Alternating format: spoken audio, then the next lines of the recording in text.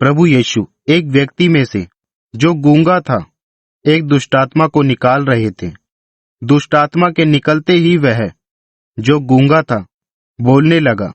यह देख भीड़ अचंभित रह गई, किंतु उनमें से कुछ ने कहा, वह तो दुष्टात्माओं के प्रधान बेलजबूल की सहायता से दुष्टात्मा निकालता है।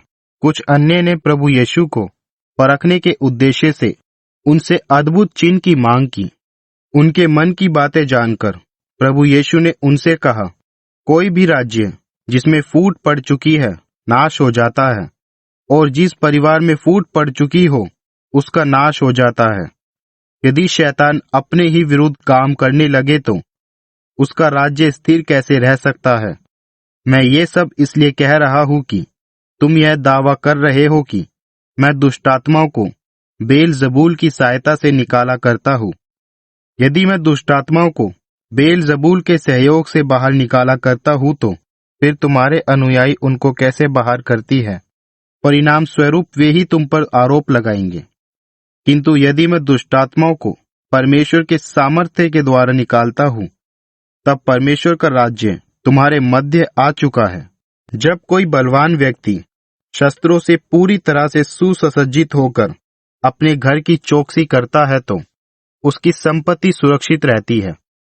किंतु जब उससे अधिक बलवान कोई व्यक्ति उस पर आक्रमण कर उसे अपने वश में कर लेता है और वे सभी शस्त्र जिन पर वह भरोसा करता था छीन लेता है, तो वह उसकी संपत्ति को लूटकर बांट देता है।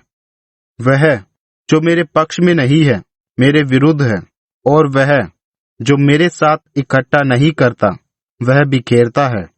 जब दुष्टात्मा किसी व्यक्ति में से बाहर आ जाती है, वह निवास स्थान की खोज में सूखे स्थानों में फिरती है, किंतु उसे निवास स्थान प्राप्त नहीं हो पाता। तब वह सोचती है कि मैं जिस निवास स्थान को छोड़कर आई थी वहीं लौट जाऊं। वह वहां लौटकर उसे खाली, साफ और सुथरा पाती है। तब वह जाकर अपने से अधिक बुरी 7 आत्मा और ले आती है, और वे सब उस व्यक्ति में प्रवेश कर उसमें अपना घर बना लेती है। तब उस व्यक्ति की स्थिति पहले से खराब हो जाती है। जब